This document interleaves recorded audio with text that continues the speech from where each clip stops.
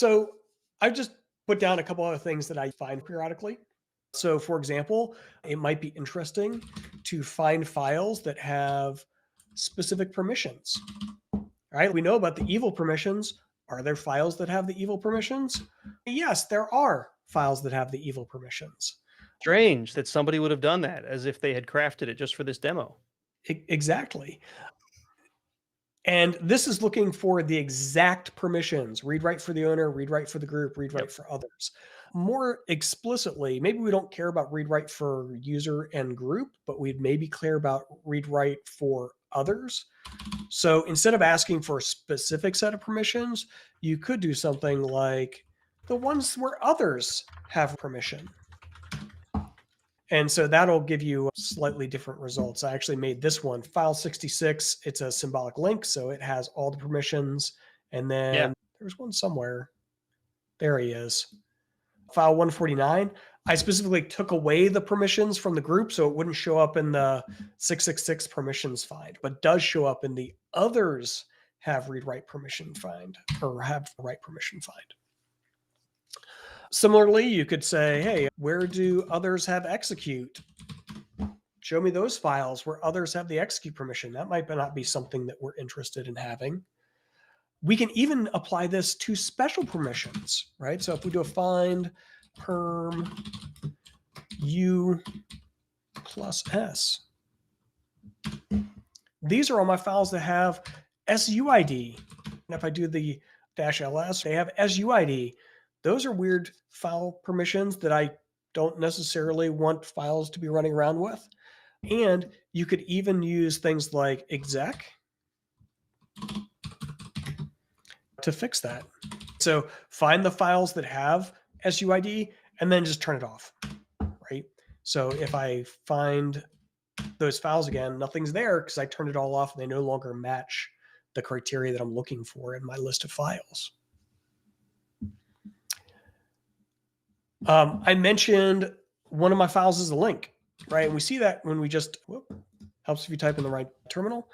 File 66 here is a symbolic link. We see that from colorized ls, but we can also look for files of certain types.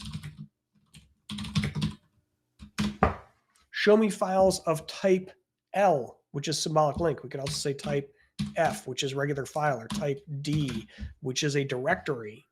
And so that's one way that you can find symbolic links that might be around in your directory tree that you've pointed find at. One that's a little bit more difficult to find, however, are hard links. Actually tell you when you long list them where they are symbolically linked to, right? This Etsy httpd.conf, httpd.conf. When I access file 66, that's where my command that's using file 66 really goes. But hard links are where somebody creates a directory entry listing for your file somewhere, but it actually only has one copy of the file on disk. And essentially, they share the same inode number or file pointer number. And those are much more difficult to find. So I've done stuff in the past like, where is it? If I do this,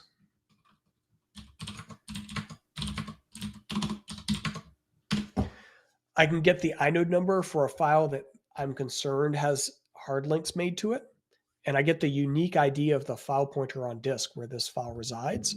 And then I can use find with that inode number, and we'll actually search over the entire system for 346-947-65. And I'll That just doesn't like redirect. copy and paste, apparently. All right. So there's actually two files that share this inode number. One is the original that I was looking at, my httpd.conf file, but then somebody made a hard link, file 76, to this file. So if I remove httpd.conf, it actually doesn't get removed from the system because there's another pointer to it elsewhere in the directory tree that keeps it stored on disk. And that might be something that we're not very interested in. So that's how you can find all of the hard links to a file on your system, by looking finding based off its inode number. Another place that I've used find, super annoying file names. Right? Like this So, guy. quick question This for you. Shantanu asked about type D and F. Did you, or Yes. are you going to cover those? You covered L. Did you cover F and D? Maybe we both missed it because we were busy chatting. Sorry about that. There you go. Pay attention. If you do a find dash type D, right? Yeah. Those are your directories. Okay. Type F, those are your regular files. You can actually do All right. basically this leading character tells you what kind of file it is. So you can see a D for a directory. Up here, there's an L for symbolic link. Named pipes, character devices, block devices, they have their own types too. So if you do a dash type and you put in that leading character, it'll find files of that type that correspond with what we'd see in the LS output.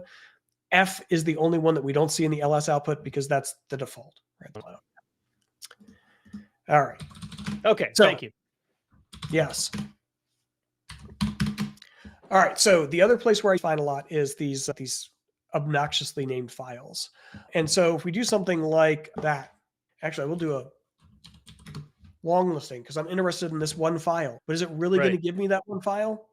No, it's not. No, because it's going to give me all the files, right? Because it said star. It got interpreted by the shell as a wildcard. And worse, dash it didn't work at all. Or if I just want a regular LS, it doesn't work because dash R is like it's being seen as a option. And dash R is actually the worst because you can even do things like escape it, but it will still assume that you mean dash R. Yep. Shantanu wants to see you delete star by trying to delete star. I'm gonna. I know you're gonna. A lot of times these files get created because like you were touching something or you wrote a script that did something weird and now these extra things are around. But they're difficult to work with because of their special formatting and how the shell interprets them. And if you just try to remove it, bad things would happen, right? Which is why Shantanu is taunting me. Right. So this is what I use find for. All right. So I can do something like find dash name star, right? And there's the file that I find. Look at that. And then we'll just do dash delete, couldn't you? I could, but I didn't know dash delete until today, Nate.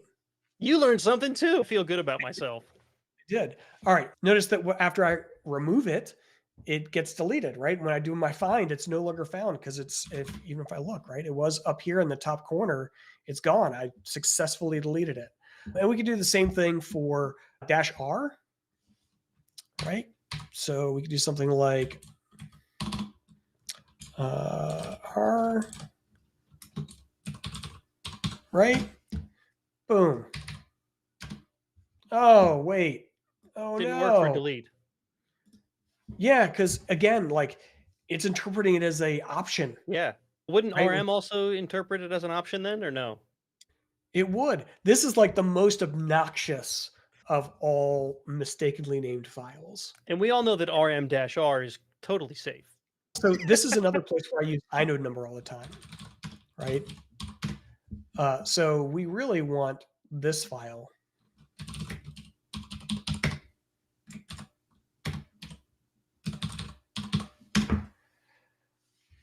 So you look up its inode number and then you tell find to find it by its inode number and then delete it. So it doesn't even use the file name. There you go. It deletes it by its inode number.